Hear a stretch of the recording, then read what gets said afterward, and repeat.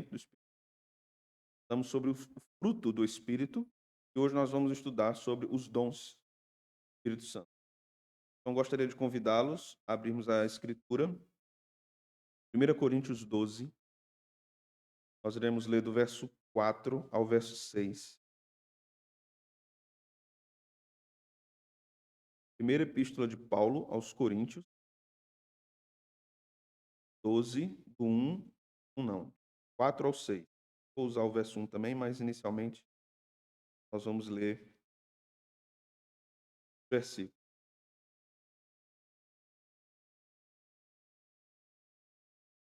Muitas vezes, irmãos, nós ouvimos, existem 9 dons espirituais. Já ouviram isso? Que tem 9 dons espirituais? Quem já ouviu assim? Só para eu ter uma... Dizem que esses 9 dons espirituais estão em 1 Coríntios 12. Né? Não existem 9 dons espirituais. Uma diversidade de dons espirituais, na verdade, são incontáveis. Para nós termos uma ideia, em Êxodo, fala de um homem chamado Bezalel, foi cheio do Espírito Santo e dotado de capacidade do Espírito para as obras interiores do tabernáculo. Então, nós aprendemos ali que o Espírito Santo deu um dom espiritual àquele homem para ser design de interiores. Não existem muitos dons dados pelo Espírito. As listas que são contidas no Novo Testamento, elas não esgotam essa questão dos dons espirituais. E não existe apenas uma lista no Novo Testamento com dons espirituais, 1 Coríntios 12. Existem 4 listas de dons espirituais no Novo Testamento. Nós vamos investigar isso hoje. Vamos olhar para a Escritura, vermos como ela nos ensina sobre isso. Inclusive, no capítulo 12, não há apenas 9 dons. Uma leitura equivocada do capítulo 12. Há vários outros dons do próprio capítulo 12. E na própria lista, onde se acha que tem os 9, também não tem 9. Porque o texto vai nos dizer que existem dons de curar. Então não era só um. Né? Dons de curar. Então existia uma variedade de dons também cura. Mas vamos ler texto, capítulo 12, 1 Coríntios, verso 4 até o verso 6. O texto nos diz: Ora, dons são diversos, mas o Espírito é o mesmo. Também há diversidade nos serviços, mas o Senhor é o mesmo. E há diversidade nas realizações, mas mesmo Deus quem opera tudo em todos. Orar? Senhor, te louvamos pelo privilégio de estudarmos a tua palavra. Louvamos pelo privilégio de aprendermos a sã doutrina, bem para sermos enganados por falsos ensinamentos. Talvez se aprendemos de forma incompleta, que nos ajude a completar a nossa compreensão acerca desse assunto. Ou permita que nosso coração também não esteja fechado para que a tua palavra ensine, mas que nós sejamos conduzidos à verdade. A tua palavra nos mostra. É a nossa oração sobre dons do Espírito, a necessidade desses dons dados pelo Espírito, da santidade, do zelo que o próprio Espírito tem pela execução das capacitações espirituais que o Senhor nos dá. Entendamos qual é o propósito disso. Abra nossa mente, parei nossa mente. Em nome de Jesus. Amém.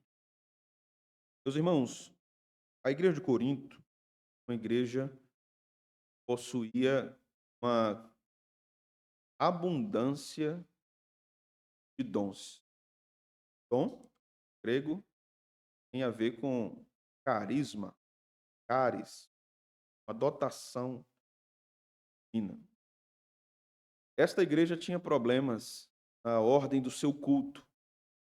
E muitos irmãos, na hora do culto, iam ficar falando em línguas estranhas. Outros queriam ficar profetizando. Outros comiam tanto que ficavam caindo.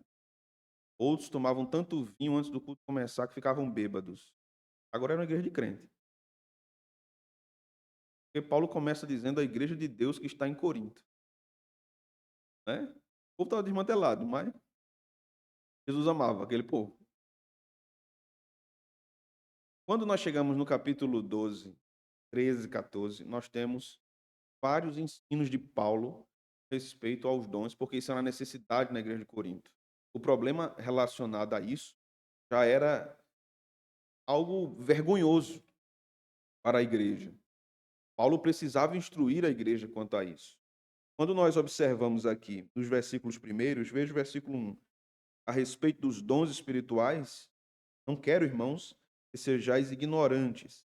Sabeis que outrora, quando erais gentios, deixáveis conduzir-vos aos ídolos mudos, segundo éreis guiados. Por isso vos faço compreender que ninguém que fala pelo Espírito de Deus afirma anátema a Jesus, ou Jesus é amaldiçoado, ou Jesus é uma maldição. Por outro lado, ninguém pode dizer Senhor Jesus, senão pelo Espírito Santo. Então, Jesus só é glorificado, Jesus só é enaltecido se o Espírito Santo estiver envolvido nisso, estiver guiando a igreja para isso. Então, aqui, ao tratarmos sobre esse assunto, precisamos entender algumas coisas introdutoriamente. E estudarmos sobre os dons tem a ver com o zelo, amor e cuidado que Deus tem por sua igreja. Essa é a primeira coisa. Deus dá dons à igreja porque Deus ama, porque Deus zela pela sua igreja. Os dons não são dados para o enaltecimento dos homens. Não são dados para o culto aos homens. Ninguém, nenhum ser humano na igreja deve ser adorado por possuir determinados dons. Terceiro, dons espirituais estudados por nós nessa noite, que serão estudados por nós nessa noite, são todos contidos no Novo Testamento. Não temos tempo de tratarmos sobre essa questão dos dons no Antigo Testamento, como eles operavam no Antigo Testamento. Ficará para outra ocasião. Precisamos considerar aqui também, irmãos, sobre a linguagem teológica a respeito desse assunto. Quando nós estudamos a posição teológica de determinados grupos históricos do cristianismo, de um lado nós vamos ter, são conhecidos como cessacionistas. São aqueles que creem que determinados dons extraordinários cessaram. Eles eram restritos ao primeiro século. E eu vou explicar por que esse. E o segundo grupo são chamados continuistas. Eles acreditam que os dons continuam. Todos eles continuam. Dizem esses irmãos que não existe evidência exegética ou interpretativa de que os dons cessaram, mas que isso está aberto no Novo Testamento, então isso quer dizer que eles continuam. Quando nós falamos do continuismo, nós temos várias vertentes, e é preciso que nós entendamos isso, sejamos honestos quanto a isso. Existem denominações, igrejas, que são continuistas, mas não são pentecostais. Certo, irmãos? Existe uma diferença muito considerável nesse aspecto. Então, o que é um pentecostal? Pentecostal é um continuista. Ele acredita que os dons continuam. Eles devem se manifestar no culto, porque isso corrobora a presença de Deus no meio do seu povo. Se os dons não são manifestos no culto, então significa que alguma coisa de errado está acontecendo com o povo. Deus precisa falar com o povo por meio de profecia. Um culto precisa-se ter manifestação de línguas estranhas ou milagres e maravilhas dessa natureza. Há também aqueles que são chamados carismáticos, que acreditam que, diferente dos pentecostais, esses dons podem se manifestar no culto, mas isso não é uma regra. Eles também são continuados.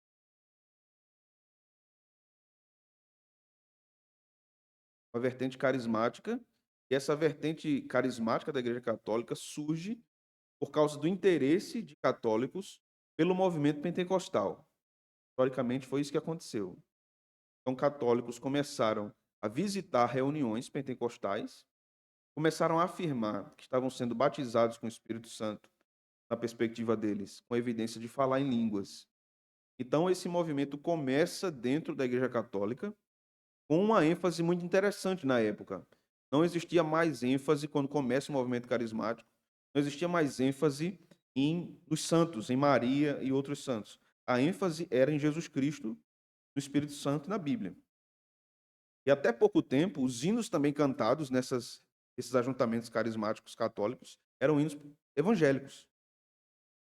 Então, houve uma movimentação e um incômodo dentro de Roma, do Vaticano, quanto a esse tipo de inclinação dentro da Igreja Católica, porque se estava aproximando demais do catolicismo do pentecostalismo, que é um ramo do protestantismo. Então, que foi, na verdade, direcionado para que o movimento carismático começasse a enfatizar mais padroeiros, santos, né, Maria. Mas o movimento carismático é uma vertente do pentecostalismo. Nasce a partir do pentecostalismo. Então, nós vamos ter também os carismáticos, como disse, que creem que pode acontecer, mas não é uma regra. Vamos ter os renovados, que são aqueles que dizem que os dons continuam, mas que não necessariamente eles precisam se manifestar no culto. Eles podem acontecer em vários momentos e que, na verdade, eles não devem atrapalhar o culto. Então, essa talvez seja a posição mais centrada, que os dons não devem atrapalhar o culto.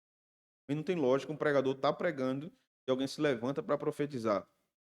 Como assim? Deus está interrompendo Deus? Como é que pode uma coisa dessa? Condição. Então, essas são as vertentes daqueles que creem no continuismo. Hoje já existe um movimento pentecostal reformado. A Igreja de Nova Vida, que nasce do movimento neopentecostal, na mesma época que surgem as igrejas neopentecostais, na verdade, surge com Robert McAllister, e a partir do ministério de Robert McAllister vão surgir as outras igrejas neopentecostais, Igreja Universal do Reino de Deus, Internacional da Graça, e eles são parentes, né? Valdomiro, Santiago, são todos parentes ali. Então surge todo esse movimento neopentecostal a partir da Nova Vida. O que acontece com a Nova Vida? Quando o bispo McAllister morre, o seu filho assume. É uma igreja episcopal pentecostal. E o seu filho teve a oportunidade de estudar teologia e foi para fora do país e estudou no Westminster, no seminário do Westminster, um seminário calvinista. Então ele volta, é formado, mas pentecostal, e assume a igreja no lugar de seu pai. Então a Igreja Nova Vida é uma igreja pentecostal, mas uma igreja calvinista. É possível isso? A gente faz essa pergunta, né? Então, há duas formas de você pensar no calvinismo. Primeiro, você pensa no calvinismo como um sistema. Então, se uma igreja diz, somos calvinistas, e abraçam um sistema, então isso não tem harmonia com o pentecostalismo. O sistema calvinista, o sistema teológico calvinista, não tem harmonia com o pentecostalismo. Mas se alguém diz assim, nós somos calvinistas, 5 pontos. Temos na depravação total, na eleição incondicional, 5 pontos calvinistas. Até a perseverança dos santos. Nós somos calvinistas nisso aqui. No culto, nós somos pentecostais. Então, é possível haver esse diálogo? Sim, é possível. Porque os 5 pontos do calvinismo não contradizem a prática pentecostal. Os irmãos compreendem? Então, temos todo esse cenário, né, diante de nós. Por outro lado, quando nós falamos de cessacionismo, igrejas que professam cessacionismo, nós também devemos ser justos com essa terminologia. Na verdade, as duas palavras não contemplam tudo o que significa o pensamento. Porque mesmo os continuistas acreditam que alguns dons cessaram. Por exemplo, dons apostólicos. Não temos mais apóstolos. Não temos mais profetas. Não existia no Antigo Testamento. Não existe mais esse tipo de profeta. Não temos mais evangelistas, no sentido de dom. Não existe. Na Bíblia não existe um ofício de evangelista. Existe dom. Nesse sentido que existia no Novo Testamento, não temos mais. Nós temos aqueles que têm capacitações divinas para o trabalho de evangelismo, mas não evangelista como era no Novo Testamento. Então, o cessacionista também vai dizer que existem dons que cessaram e muitos outros que continuam. Então veja que nenhuma das duas palavras fecha completamente as possibilidades das duas. Então, continuistas afirmam que alguns dons cessaram e cessacionistas afirmam que muitos dons continuaram. Então, o problema dos cessacionistas, a posição dos cessacionistas é o seguinte: existem dons revelacionais no Novo Testamento e eles cessaram. Uma vez que a Escritura foi completada, o cânon foi fechado, esses dons revelacionais não têm mais necessidade de existir. Porque se a igreja ainda possui esses dons e revelam a vontade de Deus, por que precisamos da Bíblia, então? Não precisamos mais da Escritura, porque esses dons continuam sendo dados. E por que, então, esses dons foram dados no Novo Testamento? Porque a Escritura não estava completa. Estava sendo escrita. Né? Então, por exemplo, o dom de línguas, conforme Paulo menciona no capítulo 14. Paulo faz uma menção ali curiosa, porque ele diz que quem fala em línguas edifica a si mesmo. Esse é o único momento na Escritura que mostra que alguém que tem um dom edifica a si mesmo com esse dom, porque não é a função dos dons. A função dos dons é edificar a igreja, o corpo de Cristo, não a si mesmo. Então, há apenas essa exceção em relação ao dom de línguas. A Bíblia não estava completa. Então, uma vez que a Bíblia é dada, como é que a gente defende que um crente pode edificar a si mesmo sem a Bíblia, só com o dom de línguas? É que a gente responde. É um problema. Porque um crente pode dizer, não preciso da Bíblia para ser edificado, só é falar em línguas. E a escritura vai ficar onde? É um problema sério. Então, qual é a visão dos sensacionistas? Esse dom cessou. E a escritura foi dada. Pode falar, irmão.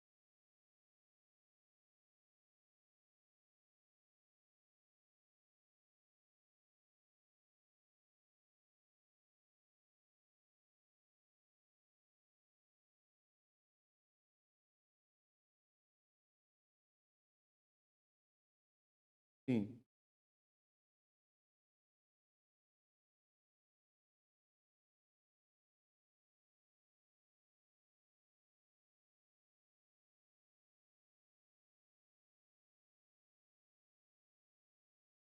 fórmulas.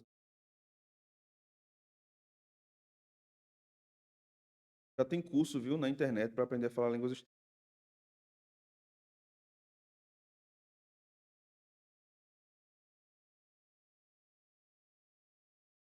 Exatamente.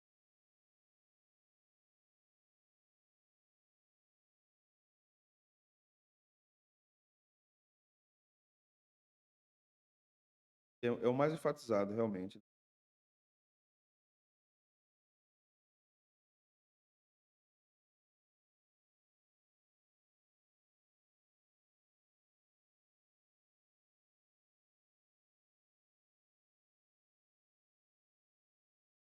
Então, no verso 4, irmão, capítulo 12, quando Paulo usa aqui a palavra dons, a palavra aqui é carismata, tem um significado de dons da graça de Deus, favores imerecidos. Ninguém merece dom. Merece. É uma ação graciosa de Deus. Paulo usa aqui a palavra, uma outra palavra interessante no verso 5, veja. Também há diversidade de serviços. Veja que diversidade de serviços está ligado com diversidade de dons. Serviço, aqui a palavra serviço é diaconiai, tem a ver com diaconia, diácono. Então, os dons são dados pelo Espírito Santo, como obra da graça, e eles são dados para o serviço da igreja, para que os crentes se edifiquem, não para que eles se gloriem, não para que eles sejam tidos como alguém mais santo, mais importante, ou mais enaltecido, ou que deve ser mais honrado na igreja. Na verdade, a igreja não deve honrar alguém, nunca deveria ter acontecido isso. Não deve honrar alguém porque ele tem determinado dom. Na verdade, a igreja deve estar com o coração grato a Deus, porque esse dom está operando no meio da igreja. Essa é a postura da igreja. No versículo 6, nós temos a palavra realizações aí. Energemata, significa poder, energia. Então aqui Paulo diz, e há diversidades de realizações, ou de poderes. Dons. Então os dons também são a manifestação do poder de Deus na igreja. Então, notemos algumas coisas aqui importantes. Primeiro, que são esses dons espirituais. O que a Bíblia quer dizer com isso? São capacitações concedidas por Deus pela graça para habilitar os crentes a edificarem uns aos outros. Isso são os dons espirituais no meio da igreja. Agora observe a lista que Paulo faz aqui em 1 Coríntios 12. Veja o versículo de número, a partir do versículo de número 7. A manifestação do Espírito é concedida a cada um visando a um fim proveitoso. Então, os dons têm uma finalidade. Os dons têm uma finalidade. Porque a um é dada mediante o Espírito a palavra da sabedoria, e a outro, segundo o mesmo Espírito, a palavra do conhecimento, e a outro, pelo mesmo Espírito, a fé. Depois nós temos aqui os dons de curar. Mas observe que no início da lista, Paulo frisa 2 dons relacionados ao ensino da igreja. Sabedoria, palavra de sabedoria, dom de conhecimento. Tem a ver com o ensino da igreja. Então, nós vamos ter depois dons extraordinários, como dons de curar. Então, irmãos que creem na continuidade dos dons, seguem uma linha pentecostal, muitas vezes questionam aqueles que não creem dessa forma. Dizem o seguinte: então quer dizer que Deus não cura mais? Não é isso. Mas a pergunta correta é o seguinte: Deus só cura se der o dom a alguém?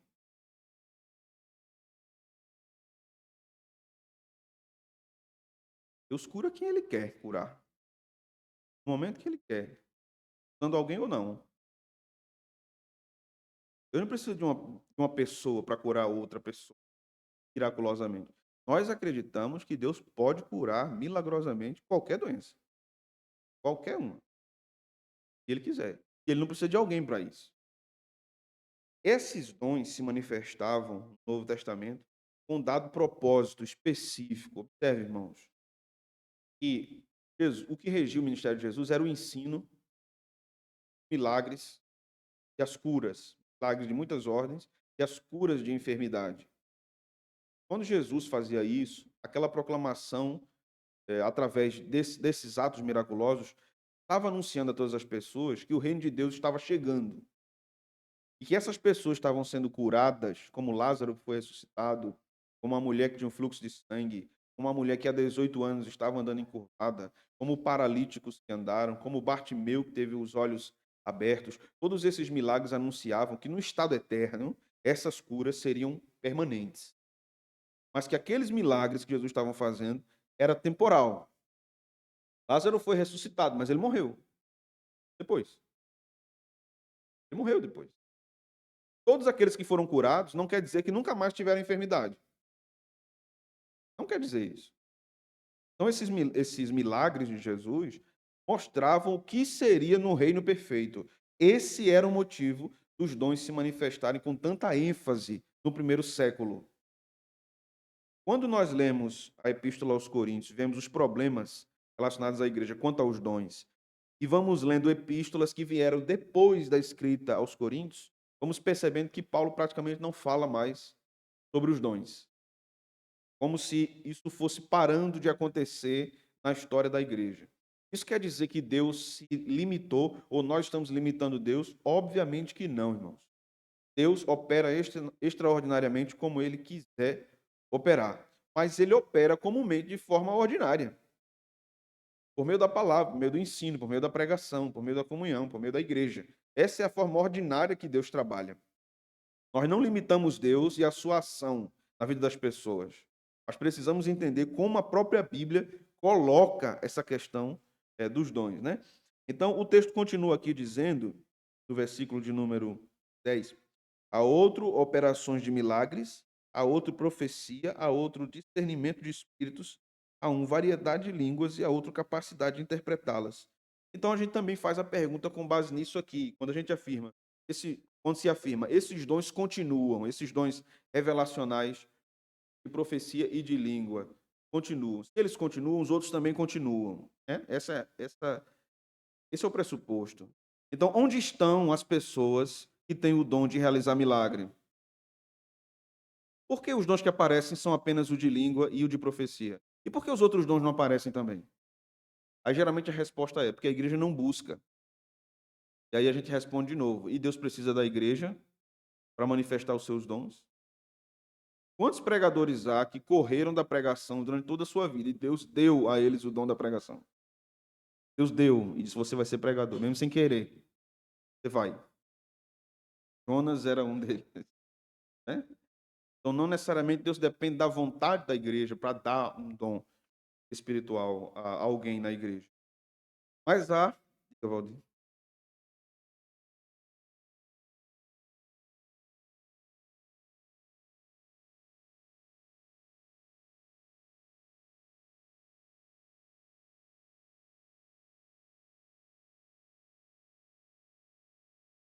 não há registro que eles voltaram a ser cegos, né?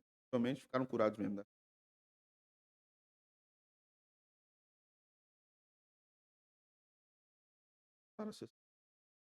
Somente ficaram assim.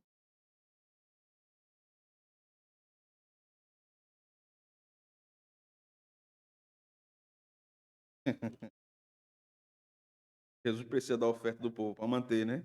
Pague a mensalidade da sua cura. Se você foi curado e não der a oferta da campanha, você perde, né? Perdeu. Perdido, né? É bronca, né, não? Vejamos no capítulo 12, ainda no final do capítulo, irmãos, versículo de número 28. Veja que a lista aqui continua. Paulo não para nos 9 dons que ele menciona lá no começo do capítulo 12. Mas aqui, verso 28 diz: a uns estabeleceu Deus na igreja, primeiramente, apóstolos, em segundo lugar, profetas, em terceiro lugar, mestres, depois operadores de milagres, depois dons de curar, socorros, governos, variedades de língua. Porventura, são todos apóstolos, todos profetas, são todos mestres, são todos operadores de milagres, têm todos dons de curar, falam todos outras línguas, interpretam-nas todos, entretanto, procurai com zelo melhores dons. Então, esse versículo 30 também diz que nem todos falam em língua, mas algumas linhas de pensamento que diz que um crente verdadeiramente santo e cheio do Espírito Santo falará em línguas. Mas Paulo está dizendo aqui que nem todos falaram em línguas. A pergunta aqui é retórica e exige uma resposta. Não, nem todos falaram em línguas. Mas aqui observem, irmãos, dom de apostolado, ele permanece? Não. Se alguma igreja tem apóstolo, meu conselho para você é, corre bino, que é cilada. Não existe apóstolo. Os apóstolos morreram. Quando os apóstolos morreram, o apostolado acabou. Eram dons temporais para a igreja. Dons temporais para a igreja. Assim como outros que existiram, como dons de revelação. Esses dons cessaram. Então, o que é que a gente vê por aí? O camarada sonha com um gato preto, com a coruja voando em cima da casa. O camarada sonha com um negócio aí, um número. O que é isso, um número? Então, tem uma revelação de Deus para mim. Não é revelação. É. Deus não joga no bicho. Acaba sonhou com a cobra, então eu vou jogar que vai dar. É? Não, irmãos. Não é revelação. Quando Paulo teve uma revelação que viu um homem macedônio, dizendo a ele, passa a Macedônia e ajuda-nos, Paulo entende naquela revelação que ele devia ir para a Europa. Ele atende o chamado divino e planta a igreja de Filipos. Então a revelação de Deus é clara. Deus não tem enigma, irmãos. Não tem esses enigmas. Então sonhou com, sei lá, um ônibus virando. Meu Deus, o que significa um ônibus virando? Será que vai acontecer alguma coisa na minha casa que todo mundo vai ficar abalado? Eu não sei de onde faz a ligação assim. Como é que conecta isso e sabe do que é? Então, quando a pessoa não sabe nesse contexto, vai procurar um intérprete. Olha, eu tive um sonho. Aí, quando eu sonhei, eu vi uma mão de um lado e vi um copo d'água do outro. Então, o quê? Ah, isso aí é que Deus vai purificar a tua mão. Sim. Qual é a ligação? Como é que sabe? Se isso está aberto, irmãos, não precisamos da Bíblia. Não precisamos da Bíblia. Não precisamos da pregação. Precisamos só de revelação. E há grupos religiosos, inclusive, que não. Que que o pregador nem pode estudar a Bíblia para pregar. É como a Congregação Cristã do Brasil. Quem recebeu a revelação aqui, irmãos? Eu. Então vai lá, abre a Bíblia na hora, desce quentinho do céu e o camarada prega. É conversa, irmãos. É conversa. Isso leva a muito erro, muito engano. Então, quando Paulo menciona também aqui profetas, profeta como dom, cessou. Cessou. A profecia que permanece é a pregação do evangelho. É a proclamação desta profecia. Esta que permanece. Esta que permanece. Então, é possível, então, somente interpretando as Escrituras, colocar para alguém a respeito do seu futuro? É claro que é. Se você anda vivendo desmantelado, troncho, não obedecendo a Deus, quem planta vento colhe tempestade. Um abismo chama outro abismo. Então, se você está fazendo um bocado de coisa errada, eu posso profetizar o seu futuro. Pode vir no gabinete que eu vou dizer o que, é que vai acontecer com você. Se você continuar assim, meu irmão, vai ser assim, assim, assim. Eu não estou adivinhando o futuro de ninguém. Está aqui, irmãos. Está aqui. A Escritura diz que vai ser assim. Mas se você se arrepender, a promessa é a seguinte: que o meu povo, que se chama pelo meu nome, se humilhar e orar e me buscar, converter dos seus maus caminhos, eu vou abençoar o meu povo. É a promessa. Vamos para outra lista. Abra aí sua Bíblia comigo, por favor, em Romanos. Romanos 12. Você vai voltar aí um pouquinho.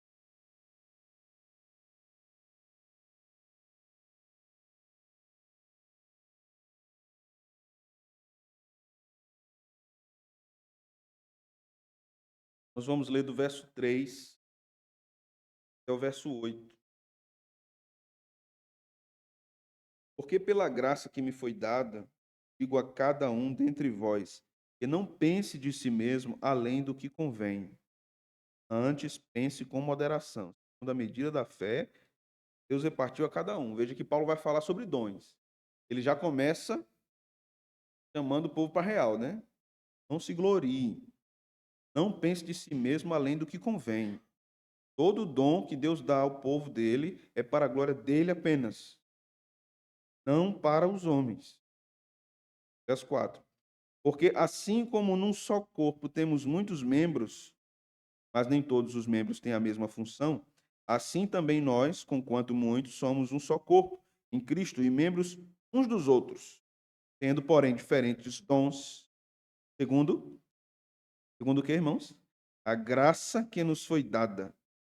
E profecia seja segundo a proporção da fé. E ministério aqui é serviço, é um dom espiritual. Ninguém quer esse, né? Ou só vem pedindo dom de línguas, profecia, milagre. Você não vê ninguém pedindo, Senhor, me dê o dom de servir. Ministrar, meus irmãos. Esse dom aqui é inglório, né? Ele não evidencia ninguém, ele evidencia Deus. Esse dom aqui, irmãos, é invisível. São aqueles irmãos que cuidam dos outros sem tocar trombeta. Cita, sem dizer a ninguém que foi. Que ajuda, sem dizer a ninguém que ajudou. Está servindo a igreja. É um dom espiritual. E é ministério, dediquemo-nos ao ministério, ou dediquemo-nos ao serviço. Outro dom aqui. Ou que ensina, esmere-se em fazê-lo. Dedique-se ao ensino. Se alguém recebeu o dom de Deus de ensinar a sua palavra, dedique-se a esse dom. Veja que é um dom, mas Deus diz: dedique-se. É possível que ele amadureça, que ele se desenvolva de forma melhor. Então, há uma parte humana na execução desse dom. Deus dá o dom, mas quer que aquele que recebeu esse dom dedique-se em fazê-lo. Então, alguém pode ter recebido de Deus, por exemplo, um talento, um dom espiritual, e falar bem diante dos outros. Mas se não estudar a palavra, vai falar besteira. Vai falar bem, mas vai falar errado. Porque precisa estudar a palavra de Deus. Não é porque Deus deu o dom que a gente deve se acomodar à mera ação divina. A gente precisa aprimorar isso, conforme diz aqui. Esmere-se no ensino. Verso 8. Ou que exorta, faça-o com dedicação. Parece que a ideia de exortar aqui é de admoestar ou aconselhar. Dom espiritual. Nem todo mundo tem esse dom, né? Você vai, você vai falar com o irmão, você está precisando de um conselho. Está muito, muito precisado de um conselho. Aí você vai falar para um irmão, problema tão grande. Misericórdia, meu Deus. Meu Deus. Está passando por isso. Meu Deus. Olhe, isso viu sua situação. O invisível. Só Deus disse na sua vida. Essa criatura não tem um nome de aconselhar. Tem um nome de aconselhar, né? Mas há aqueles que têm, né? Aquele que vai aconselhar tem que ser uma pessoa que não, que não se surpreende com o que vem a ele para ele aconselhar. Imagina, vocês vão no gabinete falar comigo e me contam um problema bem grande. Eu, misericórdia, meu irmão, você fez isso, meu irmão. Olha, você tá doido, é? Meu irmão, como é que você faz uma coisa? Meu Deus, não fazer por tu não. Vamos orar aqui, Senhor, leva teu servo, toma ele nas tuas mãos, que eu não tenho nem o que dizer a essa criatura aqui na minha frente. A situação, meu irmão, a sua situação é preta, viu? Olha, tá ruim para você. Peça muita misericórdia a Deus, viu? Vá na paz. Ou aquela pessoa que você conta aquele problema, querendo uma orientação, você diz, vamos orar. Senhor, tem misericórdia do teu servo. O que tem esse dom de exortação tem também o dom de sabedoria. Aquele que tem o dom de aconselhar tem o dom de sabedoria. Esses dons andam juntos. Irmãos, aconselhar, eu vou falar como pastor agora. O aconselhamento é mais difícil que a pregação. Muito mais. Porque quando eu vou pregar, eu passo horas estudando. Às vezes 8, às vezes 12, às vezes mais de 12 horas, às vezes vários dias para entender um texto. No aconselhamento, não dá tempo de eu estudar, não. Eu venho sem saber o que me espera. E os crentes fazem a bondade de não me dizer antes, né, o que é que me espera. Pastor, eu preciso falar com você. Tá bom, Senhor, me ajude. Né? E quando vem a situação, você não tem um livrinho, irmão. Deixa eu só consultar aqui um livro para ver se está catalogado o teu problema aqui. Para ver o que é que eu digo, qual é o código. Né, irmã Fátima? Qual é o código da doença? Para ver o que é que eu digo a você. Não tem. Em muitas situações, eu digo a vocês, por experiência, em muitas situações, o crente me dizendo o problema e eu aqui, assim, externamente controlado, né, olhando para o crente, né? Mas por dentro eu dizendo, Jesus, tem misericórdia de mim. Porque eu vou dizer o que a essa pessoa? E o crente vai falando e eu orando. E eu aqui, né, dominando toda a situação, esteticamente, né? Senhor, me ajude, que eu não sei nem por onde eu começo. Terminei, pastor, pode falar. Vamos lá. E o Senhor vai mandando, vai guiando, vai me lembrando textos, me lembrando experiências, e o aconselhamento vai acontecendo. Então, isso é uma obra de Deus apenas. Dom de aconselhar, dom de exortar. Devemos orar pedindo isso aqui também para a nossa igreja.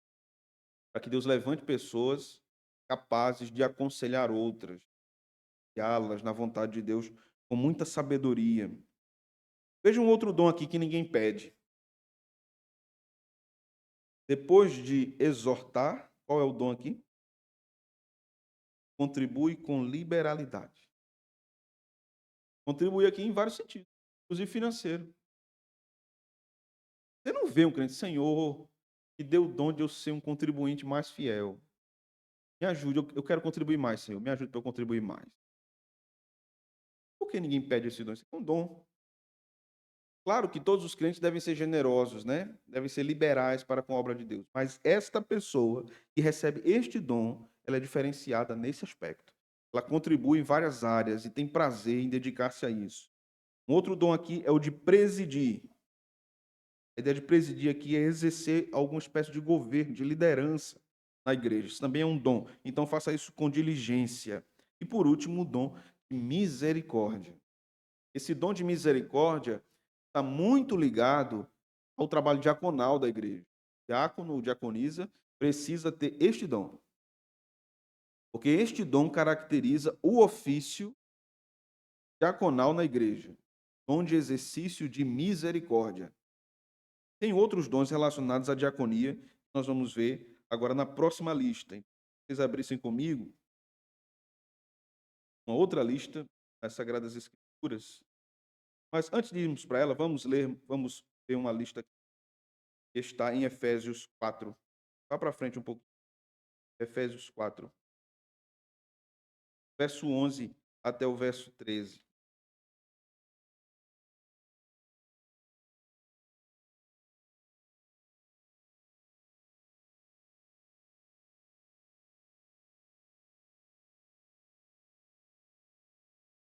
Efésios 4, do 11 ao 13. E ele mesmo concedeu uns para apóstolos, outros para profetas, outros para evangelistas, e outros para pastores e mestres. A ideia é que pastores e mestres pode ser entendido como pastores mestres, certo? Todo pastor deve ser um mestre. Não tem base bíblica para alguém dizer, Deus me chamou para o pastorado, mas não me chamou para ensinar. Tem lógica isso. Todo pastor é um mestre, deve ser um mestre na palavra. Se alguém acha que foi chamado para o pastorado, não tem aptidão para o ensino, que é o que Paulo diz a presbítero, 1 Timóteo 3, e não é um mestre na palavra, ou esse dom não se manifestou ainda, vai se manifestar no futuro, ou Deus não chamou. Se alguém é chamado para o pastorado, para o presbiterato, deve ser um ensinador. E mestre aqui não tem a ver com a formação, com o currículo. Não tem a ver com isso. Tem a ver com o dom. Deus dá, né? Nas limitações que cada um tem. Quando nós observamos o próprio Novo Testamento, irmãos, vamos lá. Quem era Pedro? Pedro era um pescador, um pastor, um homem bruto. Agora era bruto. Bruto. Quem era Paulo? Paulo era um homem que foi educado, estudou, né? Gamaliel. Tarso, se tinha um dos maiores centros mundiais do estudo da filosofia. Você lê o curso dele no Areópago ou nas epístolas pastorais, você vai ver ele citando filósofos e poetas gregos. Então, ele tinha domínio absoluto da filosofia grega. Essa era a formação de Paulo, né? Pedro disse assim, é difícil entender algumas coisas que ele escreve. Mas Deus usou Pedro. Deus usou Pedro. Deus usou Paulo. Quem era Apolo? Apolo era um eloquente pregador na igreja primitiva. Era um homem impressionante. Impressionante. Era aquele homem que, quando começava a falar, todo mundo parava e ouvia ele falar. Eu me lembro de Apolo, lembro de George Whitefield. Ele subia em pedras e, antes disso, antes das grandes cruzadas que ele fazia, tinha uma equipe ali pesquisar o lugar onde seria realizado o culto evangelístico e a direção do vento em determinada hora do dia, que seria a hora do culto, porque não tinha microfone. Então, ele subia num lugar elevado a fim de que sua voz alcançasse alguns quilômetros. E um filósofo ateu chamado David Hume uma vez foi ouvir George Whitefield pregar. David Hume era um ateu convicto, terrível inimigo do cristianismo. Quando uma pessoa viu ele se aproximando para ouvir George Whitefield, perguntou a ele: "Você não era ateu?" Ele disse: "Eu sou." Você vai ouvir ele pregar, você não acredita. Ele prega. Aí ele respondeu: "Mas ele acredita." Isso é o que me impressiona. Ele acredita muito no que. Então aquele homem era muito eloquente, como Apolo era muito eloquente. E Paulo não era eloquente, irmão. Paulo sofreu críticas quanto a isso. Paulo foi pregar, o menino dormiu e caiu de cima da janela. Paulo era monótono pregando. Há críticas para ele na igreja de Corinto, sendo que nas suas cartas ele é muito vigoroso, mas a sua presença era desprezível. Paulo possivelmente era de baixa estatura, era calvo, tinha uma barriguinha saliente, um calo do púlpito na barriga. Então ele não impressionava ninguém, ele não era um homem alto, não era um homem que tinha um vozeirão feito Apolo, mas Deus usou poderosamente Paulo, com seus dons, da sua forma, né? Nós temos no meio dos puritanos um homem chamado William Perkins, que foi um grande pregador, um gigante na pregação, um impressionante orador. Mas nós temos também um Jonathan Edwards, que era extremamente monótono. Alguns dizem que ele lia todo o sermão. Quando pregou pecadores nas mãos de Deus irado, o povo se agarrava nas pilastras do templo com medo de cair no inferno. Deus usou esses homens conforme eles eram, sua personalidade, seu caráter, dons que Deus tinha dado. Não depende de Deus unicamente, depende de homens. Então, irmãos, deixa eu fazer aqui uma consideração. Há pregadores que são mais eloquentes, mais dinâmicos na sua fala, mais poderosos na elocução das suas palavras. E há outros que são mais lentos quando falam, que leem mais o seu esboço, mas o que importa não é a forma. O que importa é se Deus está usando esses homens. Nós não podemos nos apegar à forma. Devemos observar se Deus está usando aquele homem. É claro que uma congregação se acostuma com a forma de seu pastor pregar. Então acaba correndo o risco de julgar outros pregadores pela forma de seu pastor pregar. Pode ser um erro, uma tentação de julgarmos que alguém não está sendo usado por Deus porque não prega igual o pastor ou o pregador que eu gosto. Os coríntios cometeram esse erro. Uns diziam eu sou de Paulo, outros de Apolo, outros de Pedro. O pior grupo dizia eu sou de Jesus. Esse era que não queria ninguém, né? Não tinha pastor. Jesus é meu pastor e nada me faltará. Eu não escuto ninguém. O grupo era terrível. Então aqui vemos apóstolos, mestres, profetas, evangelistas. Veja o verso 12. Com vistas ao aperfeiçoamento dos santos, para o desempenho do seu serviço, para a edificação do corpo de Cristo. Esse é o objetivo dos dons. O apostolado passou, onde profeta passou, onde evangelista, conforme aqui, também passou, mas aqui há dons permanentes, pastores e mestres. Mas há também aqueles na igreja que não foram chamados para ser pastores mestres, mas apenas mestres. É nesse ponto que a igreja pode pecar terrivelmente. E até o próprio vocacionado. Porque pode entender que porque tem aptidão para ensinar, Deus o chamou para o pastorado. Não necessariamente. Nem todos que receberam o dom para ensinar na igreja são chamados para o pastorado. O pastorado não é apenas o dom do ensino. O pastor tem que ter o dom da consolação, ter o dom da exortação. Pastorear é muito mais do que subir na tribuna e falar. Pastorear é você lidar com os pecados, as dores, as tribulações do povo. Cuidar da alma do povo, dos problemas do povo. Isso consome todo o trabalho do pastor. Então, um pastor não é chamado para estar numa torre de marfim. Ele é chamado para estar no meio do povo. Irmãos, e quando um pastor, no primeiro século, pastoreava o rebanho no aprisco, é porque a gente tem uma imagem muito bonitinha.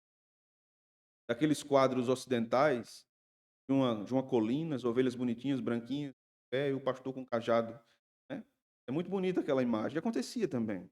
Mas a realidade maior não era essa. Era de um lugar árido, seco, um pastor entrando no aprisco, cheio de dejetos de ovelha, ele pisando ali. O pastor pisava ali.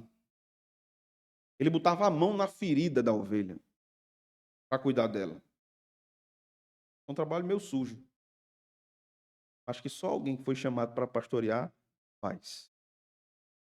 Então, alguém que acha que foi chamado para o pastoreio, diz assim, não, mas eu não me envolvo com esse problema do povo. Eu entrego a Deus e eu só prego. Não entendeu o que é o ofício. Pastorear é você entrar na sujeira da vida dos outros mesmo. Para cuidar e para limpar. Para sarar. Para colocar o remédio no lugar certo. Se for preciso, meter a faca em outro lugar para curar a ferida. E abrir mais a ferida para colocar o remédio no lugar certo. Esse é o trabalho de um pastor. Então, alguém pode ter dons de ensino e não ter o dom do pastoreio. E a igreja deve estar muito atenta a isso. E deve provar, é assim que Paulo ensina, deve testar aqueles que afirmam que têm a vocação pastoral. Porque eles podem ter apenas o dom de ensinar na igreja. Então, o lugar mais perigoso do mundo em relação ao ministério é alguém estar no pastorado sem ter sido chamado. Perigoso para a igreja, perigoso para a pessoa. Então nós precisamos sempre orar muito e que Deus levante vocacionados e Deus nos dê também discernimento para julgarmos se aquela pessoa tem ou não a vocação. E também para que a pessoa discirna se tem ou não a vocação para o pastor. Vamos para outra lista, a lista seguinte. 1 Pedro 4, 10 a 11. Aqui a gente já vai caminhando para o fim.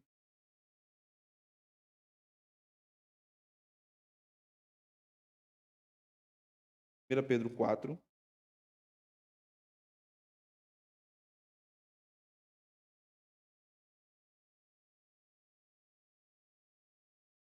10 a 11.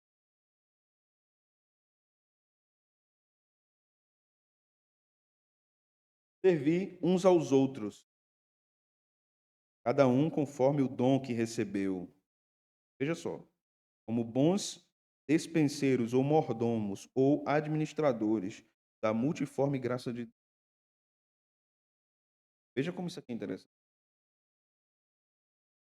Você deve usar e empregar o dom que você recebeu com dedicação, servindo a igreja, porque isso será uma manifestação da graça de Deus para a vida de um irmão. Você pode ter recebido o dom de misericórdia ou de socorro. Se você não faz isso com dedicação, você está privando um irmão da graça de Deus. Você pode ter recebido um dom de administrar, de gerir, presidir. Se você não faz isso com dedicação, você pode estar privando um irmão da graça de Deus. Porque esse dom é manifestação da multiforme graça de Deus na sua vida. Não existe ninguém no corpo de Cristo sem nenhum dom. Não existe.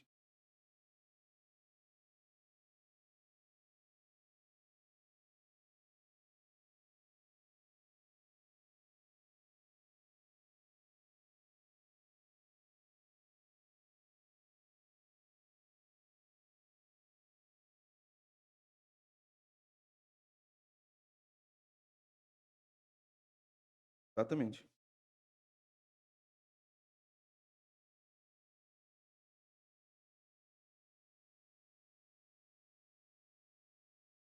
Então, qual é a questão? Por isso que eu disse, as duas palavras, elas são imprecisas.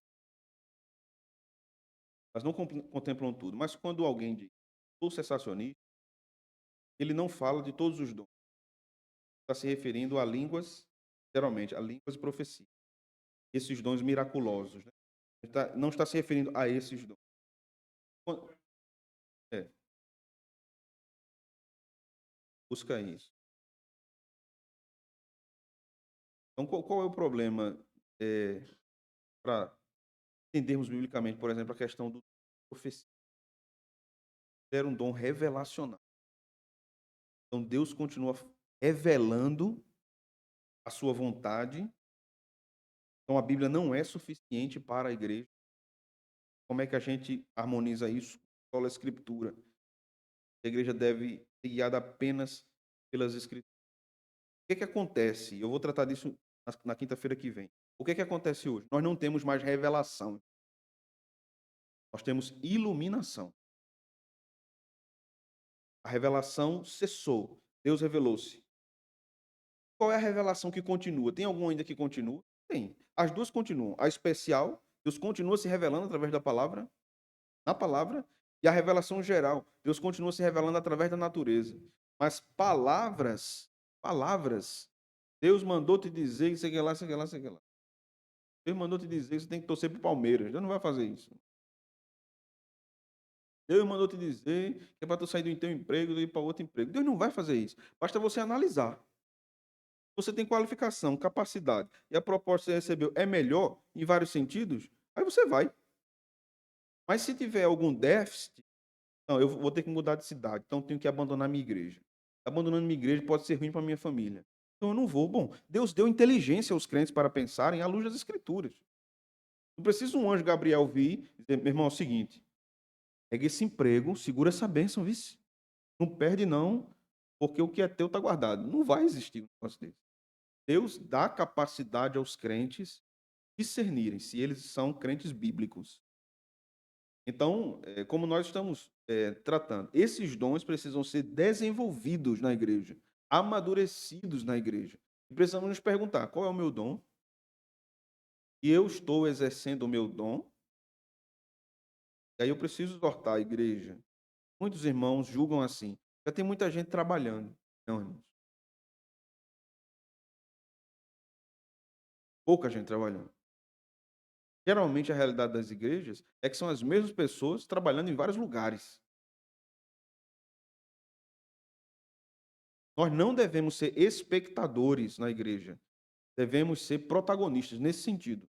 E termos instrumentos de Deus para levarmos edificação ao outro. Então, você pode não ter o dom de falar em público.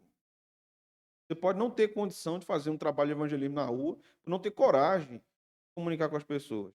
Mas você pode ter vários outros dons. Pode ser um apoio para que esses irmãos façam o seu trabalho. Então, não é assim que Paulo diz? O corpo vai se edificando, se edificando, se edificando, se edificando. Então, um tem dom de socorro, outro tem dom de misericórdia. Então, tem aqueles, pastor, a gente precisa envolver um trabalho mais efetivo na área de socorro dos irmãos, ou também ajudar pessoas de rua, pessoas que sofrem. Precisamos ter um trabalho que alcance os idosos em asilos. Isso aí é o exercício do dom de misericórdia. E você não precisa esperar surgir uma questão dessa na igreja, né, para fazer. Há muitos crentes que têm muitas boas ideias, mas não têm coragem de colocar em prática. Então, há muitos crentes que são muito inteligentes para sentar com o pastor, com a liderança. "Olha, acho que você precisa fazer assim. Está faltando isso, isso. A igreja está falhando assim, assim." E aí, quando você diz assim, é verdade, meu irmão, você está disposto a assumir o trabalho? Não, eu não tenho esse dom, pastor. Veja outro. Agora tem que fazer, porque é pecado não fazer. E você, e por que você não vai? Nossos dons devem ser utilizados para a glória de Deus na igreja. Nenhum deles é menor do que o outro. Nenhum. Uns são mais públicos, outros são mais escondidos, mas todos eles serão para a glória de Deus. Veja o verso 11 ainda. Se alguém fala, fale de acordo com os oráculos de Deus. A fala aqui é a pregação, é o ensino. Se alguém serve, faça-o na força que Deus supre, para que em todas as coisas seja Deus glorificado por meio de Jesus Cristo. A quem pertence a glória e o domínio pelos séculos dos séculos. Amém. Veja, serviço mostrado aqui, nós somos mordomos, dons de ensino são mostrados aqui no verso 11, dons de serviço são mostrados aqui no verso 11. Será que em tudo isso que nós vimos, você não se identificou com nenhum dom desse? Com nenhum dom. Será que você não tem nenhum dom desse? Pastor, eu não sei fazer nada. Agora eu não sei nada. Talvez meu dom seja apenas ajudar a Miriam a alinhar os bancos. É um dom de serviço. Pastor, eu não sei fazer, agora não sei fazer nada, pastor, agora nada. Meu irmão, você sabe cortar batata, carne? Vem ajudar a Miriam na sopa na quinta-feira. Amém, né, Miriam? Pode falar, né?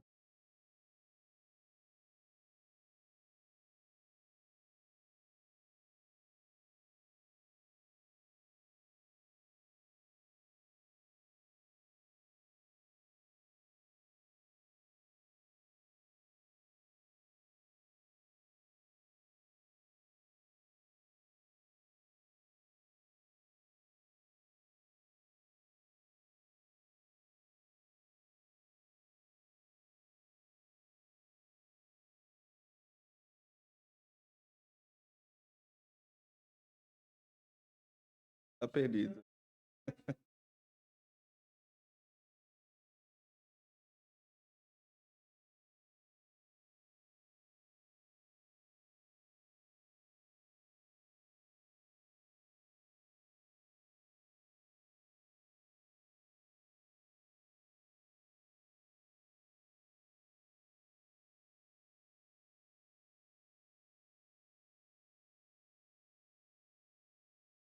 O exercício da música, parte dos músicos, cantores, é um exercício de serviço, é uma diaconia. Servem a com a música. Então, a igreja, o que é a música, né? Para a igreja, texto de igreja. A música é apenas para conduzir a igreja a cantar. O grande problema é que muitos grupos de louvor por aí não entendem. Eles mais atrapalham a igreja a cantar do que ajudam. Uma vez eu fui pregar num culto que a menina cantava tão bem, mas ela fazia tanta firula na voz, que a gente ficava tão impressionado, todo mundo ficava assim. O povo esquecia de cantar, ficava assim. Pro outro, assim.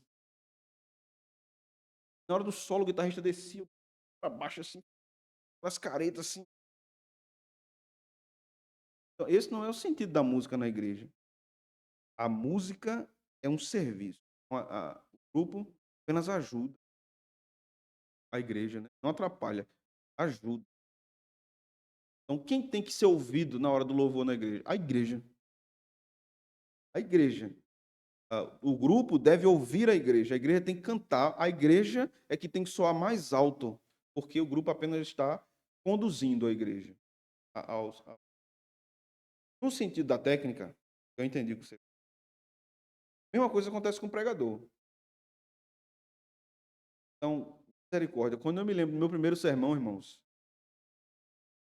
foi no Salmo 23, eu me lembro, Salmo 23. Quando eu terminei de ler o Salmo 23, eu estava tão nervoso, eu disse à igreja, meus irmãos, que Deus nos abençoe. E fui e me sentei. Eu me sentei, aleluia, Senhor. Peguei a tua palavra. Não saiu nada. A igreja me amava. Viu? Minha esposa foi testemunha que ela viu desde o começo. Era ruim. Agora era muito. Agora, sabe o que é ruim? Depois multiplique isso por 1000. Agora era ruim. Mas é o que Paulo diz lá no dom do ensino. Vá se esmerando. Vá melhorando, vá aprendendo. Então tem pessoas na igreja que elas louvam. Elas não cantam. Não adianta não. Eu já vi na igreja uma moça que fez um teste para o coral 10 vezes. Aí a regente do coral disse, minha filha, não tem condição não. Você tem que ficar louvando ao Senhor com a igreja. Porque você vai detonar na hora que quando o coral estiver cantando, você vai atrapalhar todo mundo, ninguém vai conseguir cantar, não. Você é muito desafinado, agora não tem jeito, não. E cantava para ela, canta assim, como eu estou dizendo. Aí quando ela ia cantar, era aquela. Meu Jesus, aquela irmã recebeu outro dom, não recebeu esse, não. Não tinha jeito. Então tem pessoas assim na igreja, que quando chega o momento do louvor, elas estão louvando ali de uma forma maravilhosa. Você olha, está de braços abertos, a lágrima descendo nos olhos, mas peça para aquela criatura cantar só. É feio, mano. Consegue não, né? Atrapalha os outros, né? Pronto. Tá vendo? Então, tá vendo? Temos um exemplo aqui, ó.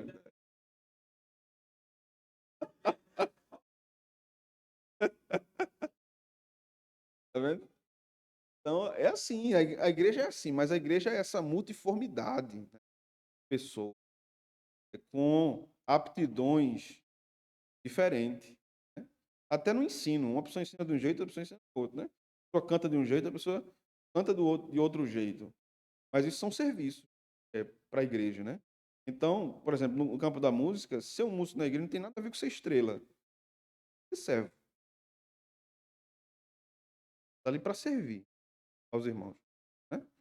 Agora, tem que ter cuidado com essa palavra servir também. Uma vez eu fui dar um estudo sobre isso num lugar, o irmão ficou tão empolgado que ele foi lá no bebedouro, ficar na porta da igreja, encheu um bocado de copo d'água e veio no meio da igreja com a mão para trás e a outra assim, servindo água aos irmãos dentro da igreja.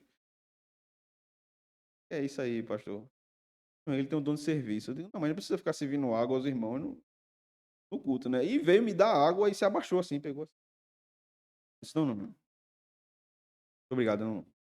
Não, pastor, pegue. Disse, não, não. Não é isso, né? Mas servir com o que Deus nos deu. Todas as áreas. Então, se você está por aí se escondendo, tem desejo de trabalhar em algum lugar, desejo de servir em algum lugar na igreja, mas tem vergonha, tem medo, pavor, tem experiências ruins do passado, não enterre seu dom, viu? Não enterre seu dom. Foi Deus que lhe deu e aplique isso para a glória dele, a igreja. A igreja. Amém, irmãos? Que os meus olhos estejam alcançando alguns. Eu nem sei quem, né? A pregação tem dessa experiência, tem essas coisas, né? Alguma pergunta, irmãos? Alguma pergunta? Ficou alguma dúvida? Espero que não. Deus, então, continua dando dons à sua igreja, sim. Mas existe distinção de dons nas Escrituras. Por exemplo, o dom que Deus deu a Bezalel. Não sei se eu acho aqui a passagem. Não anotei aqui, mas lembro. Êxodo. Eu acho que é Êxodo 34.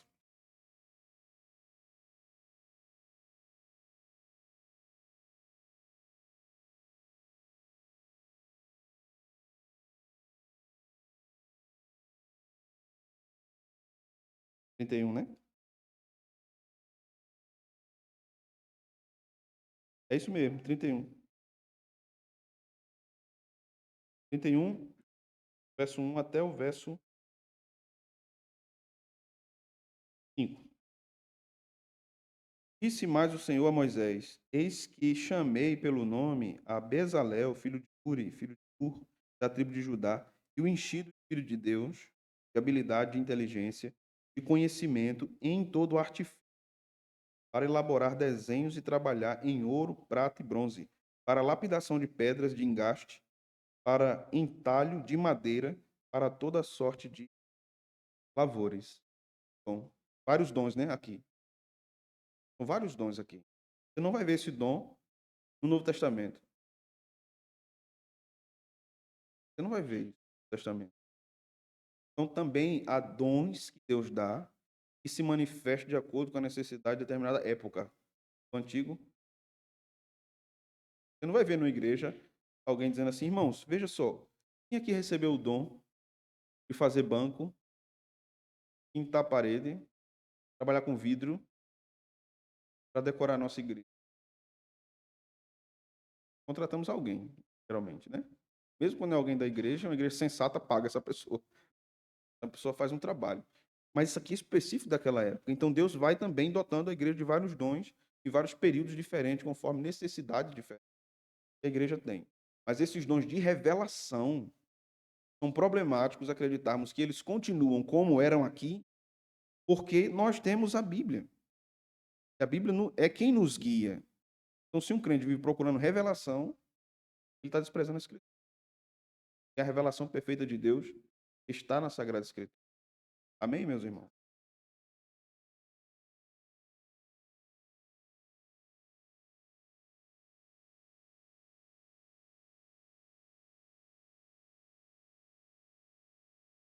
É interessante, porque é, há a presença do Espírito de alguma. Deixa eu tentar explicar isso de forma clara. Há a presença de Deus na vida de ímpios, diferente de nós, dos crentes. Nós, o Espírito habita como redentora, salvadora. Ímpio não, a não ser que ele seja convertido. Mas se todos os homens são a imagem e semelhança de Deus, Deus compartilha ele mesmo com esses homens. Então, há, de alguma forma, a presença do Espírito na vida desses. Aí opera a graça comum. Desenvolvimento de vacina, medicação, o avanço da tecnologia. Mas é claro que esses dons dados pelo Espírito, mesmo aqueles, podem ser usados de forma errada. Então, Deus pode dar dom do raciocínio científico, por exemplo, a alguém. Esse alguém inventar a bomba atômica para destruir o seu próximo. Né? Alguém pode dar o dom de governo, presidir, liderar alguém. Essa pessoa se tornar um ditador, genocida. Foi Hitler, como foi Mussolini.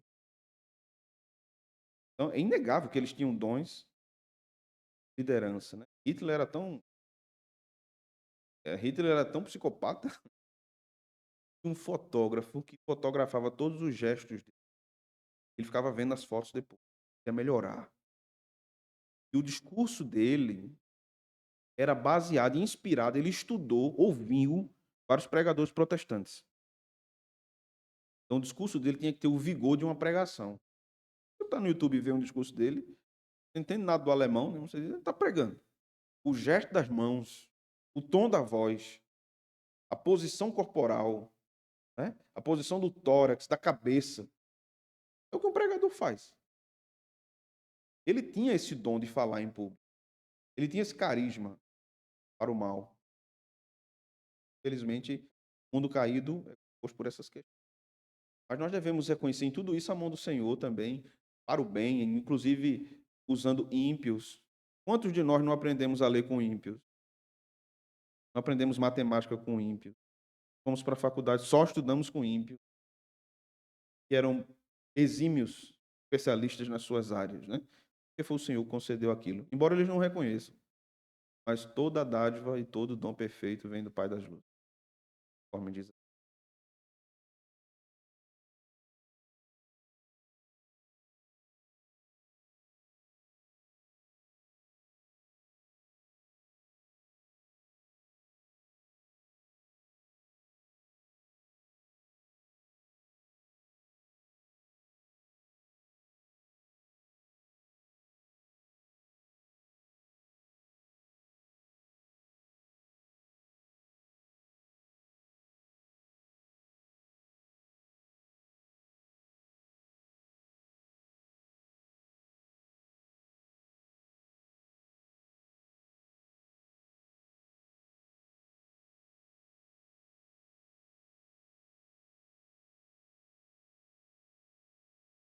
A iluminação